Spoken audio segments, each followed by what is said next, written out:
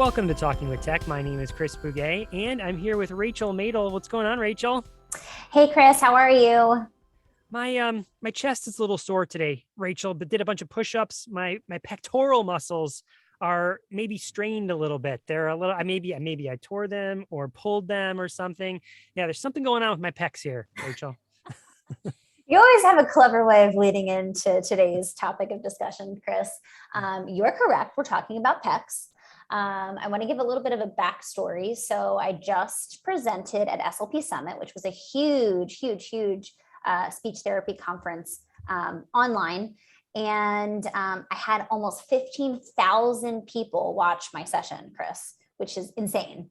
Not only do I know that, Rachel, because, well, we have talked about it, but because at least 3 speech therapists that I know were there, right? 2 that I met one in my local school district, and then 2 that are new hires to my local school district. They're like, "Oh, you're the guy that with Rachel, and she mentioned you on the podcast." Like, yeah, that's me. Yes, that's me. It's crazy, but you know what I'm excited about, Chris, is that what a great way to get AAC on the map. We always talk about how, it feels like our sphere of influence is getting bigger and bigger with the podcast, right? People are starting to listen to the podcast, more subscribers, more downloads, more people reaching out, more, speaking events where we have the opportunity to talk to people. But this felt like a really great opportunity to talk with an audience that wasn't necessarily in the know about AAC. And so that always gets me really excited, because I feel like part of the reasons we do this podcast is because we want to make a bigger impact, and we want to start busting myths that we keep hearing over and over and over again, which we've talked kind of ad nauseum about on this podcast. But one thing I want to circle back to is the experience that I've had with a lot of people reaching out after my talk, asking me specific questions. And it keeps coming up, Chris. PECS. PECS keeps coming up. I've gotten numerous emails from people saying, I've tried sign, I've tried gestures, and, a child is just not making progress with PECS. It feels like AAC isn't right for the student. And so they're using PECS, success with PECS, as the litmus test to whether or not a child is successful with AAC.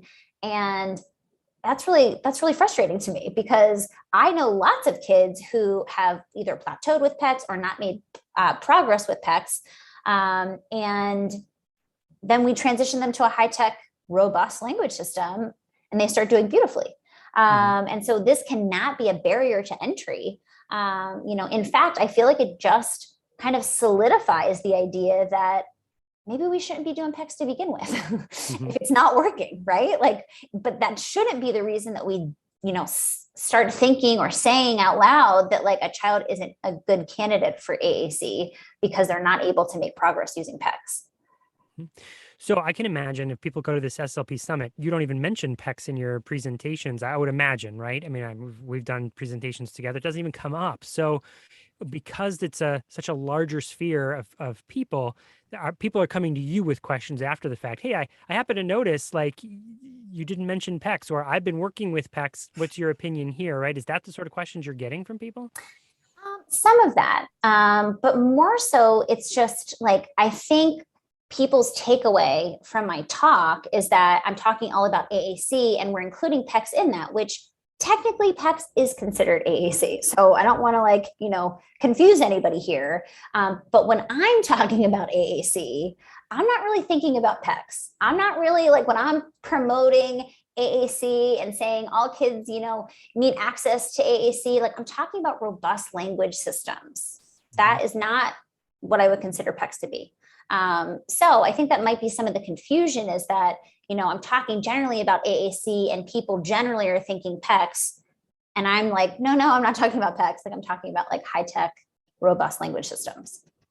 Okay, Rachel, I've been trying to get better at this on the podcast. When we first started, I think I was really good at it. And then this muscle sort of atrophied over a while. And that is sort of explaining things to people who might be new or who might be parents and not understand the jargon that we just mentioned PECS. We never really explained what it is. So if we're going to talk about this a little bit, we should probably explain that PECS is Picture Exchange Communication System.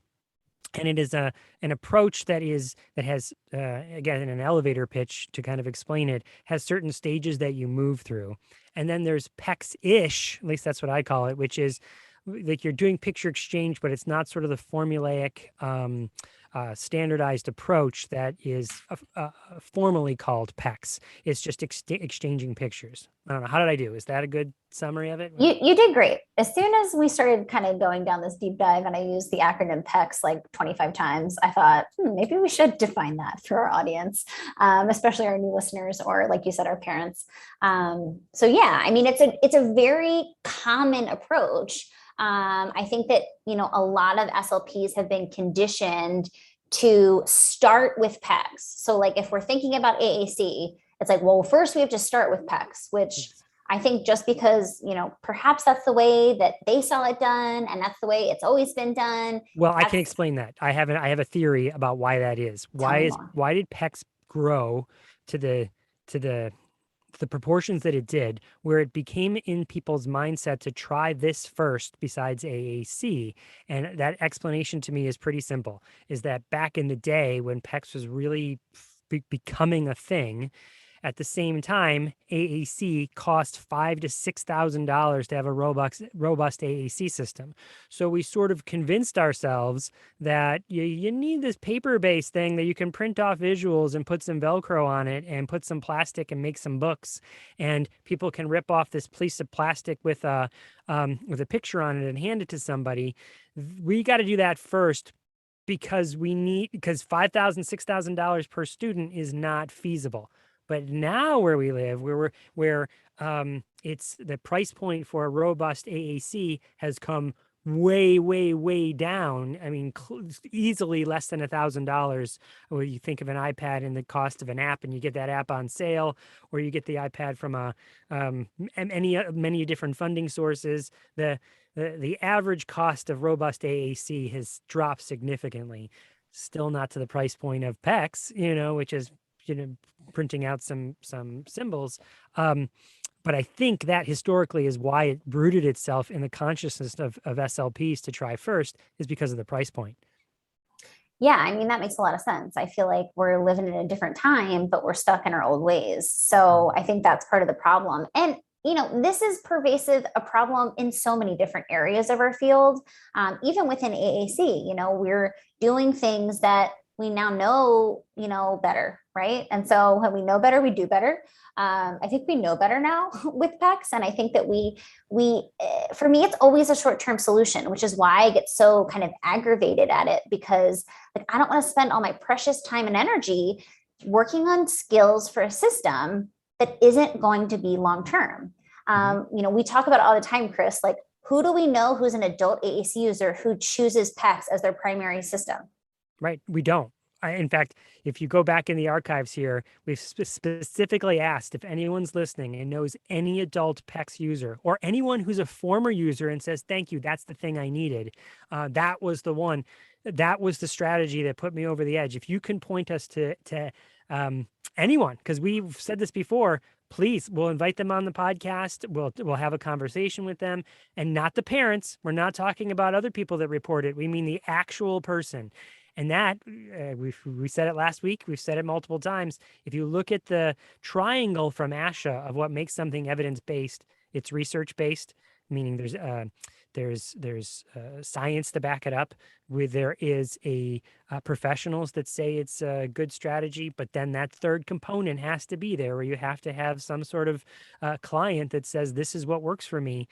And we can't find them. I can't find a single one, Exactly. Exactly. And kind of to the same point, it's like, I'm always thinking about, with complex communication needs, right? I'm always thinking about how our time is so precious. It's not like learning language is hard for complex communicators. It takes time and effort and repetition. And, when you put an AAC system, all of a sudden it's like, I still need to learn the motor plans, right? Like there's so many different layers of, effort involved. And so we need to be even more strategic with what we're doing. Some of my kids, it takes a long time for them to learn a single word and how to use it, in meaningful ways, how to learn where it is on their system. And so, my biggest issue with PECS is that, one, the vocabulary is always presented in a different way. So we know the importance of motor planning, and it does not support motor planning. Every time I want something, it's like, well, let me put a few different options on the front of this, binder. And it really requires a child to look and understand how to visually discriminate in order to select whatever it is that they want. Versus some type of, even communication board is better than picture exchange, in the sense that at least I know that eat is always at the bottom left hand corner, and I can at least learn the motor plan for where that word is so that I can access it without having to actually use visual discrimination and visual scanning, which takes more effort and energy. And so that's like the biggest thing for me, is that we're spending all this time having kids, get fatigued, and then like they're less likely to want to communicate because communication's hard. And so that's, a huge thing. And then the other thing, which we kind of talked about before we hit record, Chris, is, if we're thinking about, okay, we need to teach a child a communication system. So for PECS, it's literally, I look at a picture that I want, I take that picture off of this binder, and then I hand that picture to someone. So that's like the process that a child needs to understand how to, take a picture of something that they'd like to say, and then give that to a communication partner. If we know that's not the long-term system, like, why are we spending so much energy trying to teach, like, okay, now take the picture off, then give it to, the communication partner. Not to mention, like, we always talk about not doing hand over hand, and that's not respectful of our learners. I don't think it's necessary in order to get kids communicating, but that's literally built in to the protocol of picture exchange or PECS. It's literally part of the process, is like, grab that little hand and like force it to someone else in order to teach that skill. And I just don't think it's necessary or right, in a lot of ways to do that. And it just feels like a waste of time. Well, it's certainly, there's two big issues that I have with it. One is it's certainly more difficult to model using PECS, meaning if we know that students learn from experiencing other people doing things, right? I mean, how do kids learn to walk down the hallway in a line? Is that everyone's walking down in the hallway in a line, right? So same thing. Well, if other kids are using PECS in my environment, maybe I could learn the idea that I rip something off and hand it by watching that, but are you learning to discriminate the pictures that way? You're certainly not, right? And oftentimes I find that's where we get stuck when people have done PECS in the past, is like, well, they'll rip something off, but they don't really look at what they're ripping off. They have learned at least that skill of like, I take some sort of piece of plastic or laminate picture and I hand it because I know I get something, and then we get stuck at that level. But the bigger issue that I have with it is that it violates this concept of the least dangerous assumption.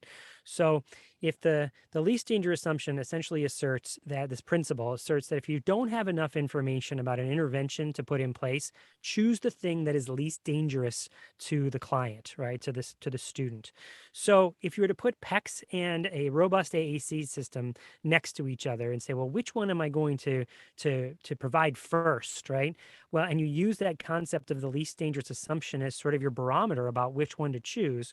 Well, I could take PECS and I could give it to students, and some students, maybe they would make some sort of progress with it and eventually they become verbal and they totally forget. That's why we can't get anybody, Chris and Rachel. That's why you can't, because they're verbal now. They use PECS and they're verbal. Oh, well, okay, but still, I don't think that's but here's the bigger question is, what if they're not? Like, what if they don't become verbal? Because the same thing is true where you can give someone a robust AAC app and they will use it for a while and then at someday turn it back over and go, yep, thank you, don't need that anymore. Or like we've had on the podcast, we've certainly learned on the podcast, I only need that for like 2% of the time in my whole life as an adult now. So yes, I'm going to keep it, but I'm not going to use it all that frequently, but I might still use it.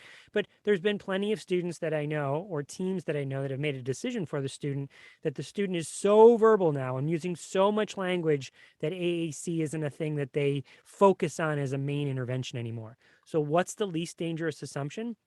You have to assume that a student is going to need that AAC for their life, because if you're wrong and they end up speaking, great. If you're wrong and you gave them PECS, just to your point, you've wasted so much time where they could be learning motor plans. They could have been learning to use that robust AAC system. So just start with it. Start with the robust AAC. You don't need PECS.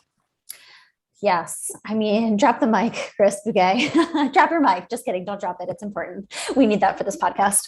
Um, but I completely agree. I love the idea of this least dangerous assumption because I think it's totally works in this situation. Now, I'm thinking there's probably a lot of listeners out here thinking, oh no, like I have so many kids that I'm working with who are using picture exchange or PECS. And, we're not saying to, go in and say like, nobody gets PECS anymore, only high tech for everyone. Like we realize that this, is it's in our practice. It's in mine. And I don't, ever recommend PECS. But I still have, students who come to me who, that's their communication system. So I think that the takeaway message here is that if you are working with a student who's using PECS, start thinking about ways that you can start transitioning or trialing some type of more robust language system.